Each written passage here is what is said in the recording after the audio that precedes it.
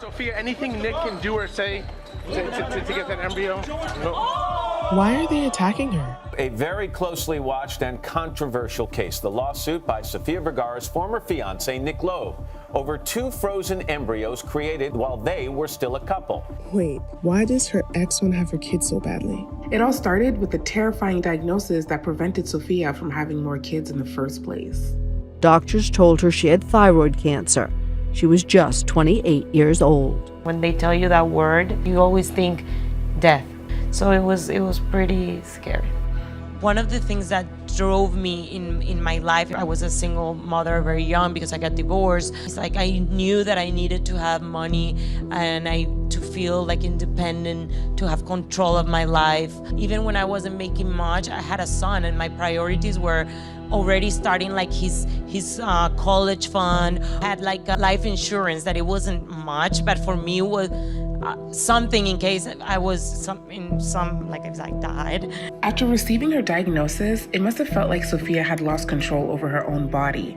And it was made even worse when she had to break the devastating news to her son. How did you tell your young son? I didn't make it like a big deal. I just told him I'm sick, I have this cancer. I've been very, very lucky. They removed my thyroid and taking medication for it.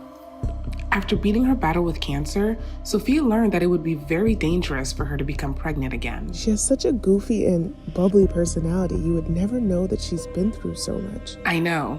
And she grappled to regain a sense of control over her life.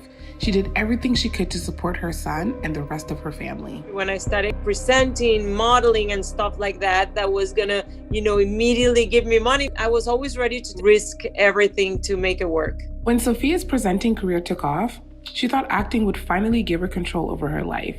But she soon found out it wouldn't be as easy as she thought. When I decided I was going to act, I'm moving to LA, I'm going to hire the best speech coach.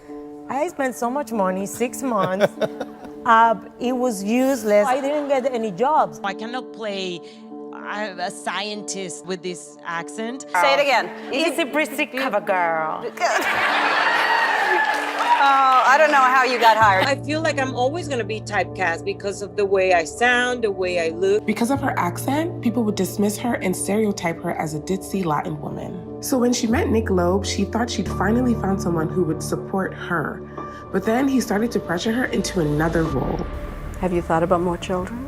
Yeah, of course, because of him. He's younger than me. He's never had kids, so I'm sure he's gonna put pressure. You said for as long as I can remember, I've dreamed of being a parent. Why was Nick pressuring her to have a kid? If he wanted to be a dad so badly, he already had a stepson. I'm not sure.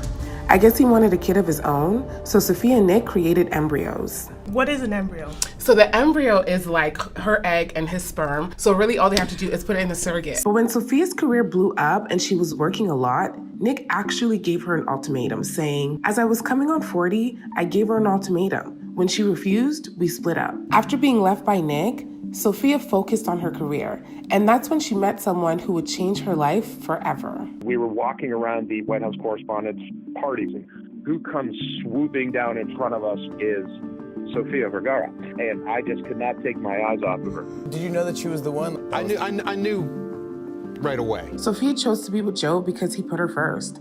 She thought she finally had control over her life.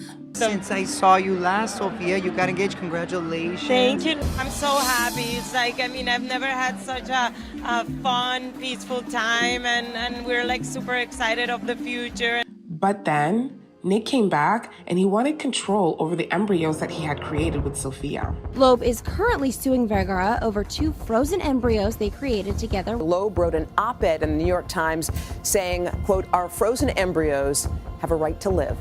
In my view, keeping them frozen forever is tantamount to killing them. They're already alive. They're on a journey and a pathway to being born. I can give these children a wonderful life. I've let it open to her. If she wants to be involved. So, he cannot find new eggs. He cannot meet somebody new. What? I don't get it. Move on. Of course, and I would like to, but that doesn't mean I should just give up the 2 lives that I've created. Well, even if it's live or not live, that's not what he signed. What does she mean?